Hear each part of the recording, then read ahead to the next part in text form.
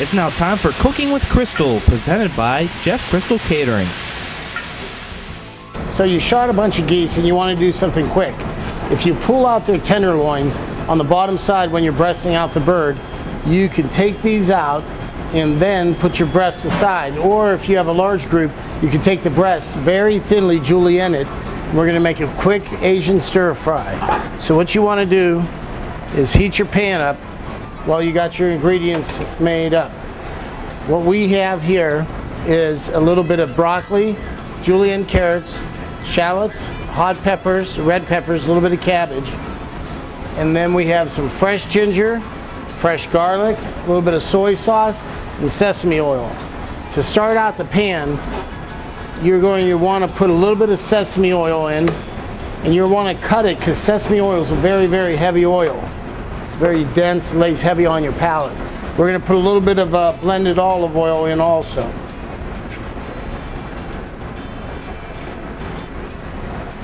We're going to take our goose tenderloin and dredge it in pure cornstarch.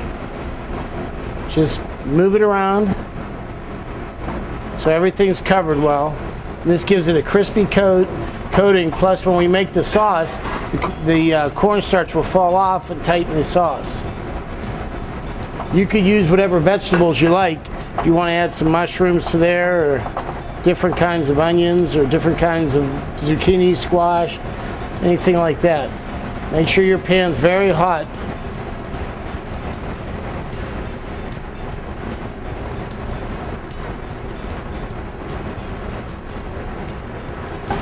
Okay, you let your goose cook around, give it a quick flip.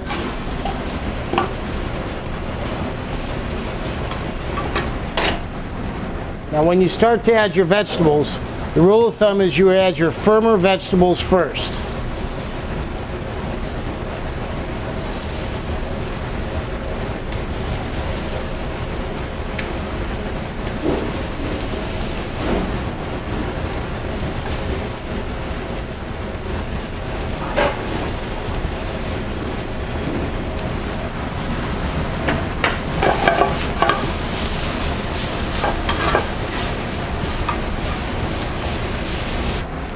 Now we're going to add some fresh chopped garlic,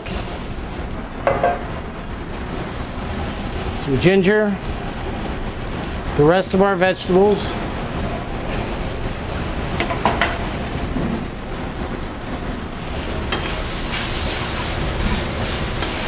now remember, with the Asian style, you want the vegetables to be crispy. So you can't keep in mind that you're going to cook them till right when they're ready. You got to stop it a little bit before time, because as you make your sauce, your vegetables are going to keep on cooking. We're going to add a little bit of sherry.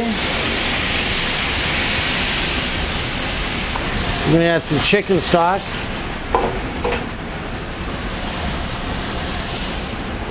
Now as that simmers, you'll see the cornstarch starts to come off of your goose some. It'll give the sauce body. We're going to add a little bit of soy sauce. Now remember, not all soy sauce are created the same. So there's a bunch of different ones out there. This is Kiekelman's. Kiekelman's has no MSG. Some of the other ones do. So if MSG bothers you, look at your label. There's also some really robust, deep flavored ones that you can get in an Asian market. It has a very raisiny sauce. You can tell that it's been aged in barrels longer.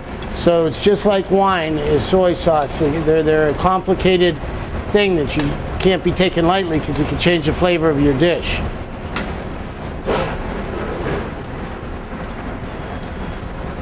Now if you just steam some rice very quickly with this, just plain white rice, season, steam it. It can be done so after you've been hunting all day, you bone out the breast, you have these little morsels, you stir fry it really quick, you have your rice in 20 minutes, you can be eating. Unless you're a shot like me, you'll be just having vegetables.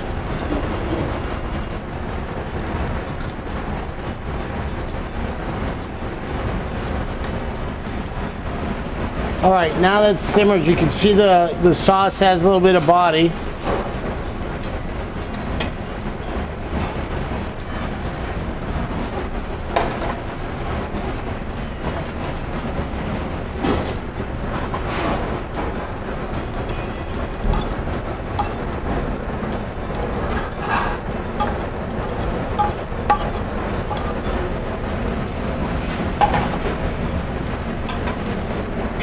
there you go, something to do very quick. You could use the vegetables that you have in your refrigerator. You don't have to go out and buy a certain vegetable. Whatever you have in there is good, just as long as you have a little bit of fresh ginger, a little bit of fresh garlic, and soy sauce and sesame oil will pick up all those flavors. And that's a quick, easy dish to do.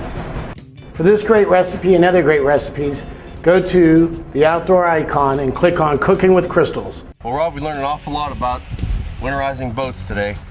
I could see a guy like you was probably going to use some of these tips and do it yourself. Yes. A guy like me that goes to Valvoline and goes beep beep for the oil change on my truck, I'm probably going to go see a guy like Jim and have Jim winterize it for me. But the important thing we learned today is you need to winterize your boat no matter who does it. It needs to get done if you're going to have that boat for a long time. And actually, with the inboard outboard like we use today with Jim on outboards like I have, it's not as complex. I think it's a little easier to do, a little easier to handle, and it doesn't actually take too much time to winterize your boat and get it ready for winter. Well, that's real true, Rob. And for the sportsman, wow, did you see that? For the sportsman, you know, the outboard, you know, if you're going to look for duck late into the season when it starts to get cold, the important thing to remember about your outboard motor is leave it vertical. Let the water drain out of it. Pull it through.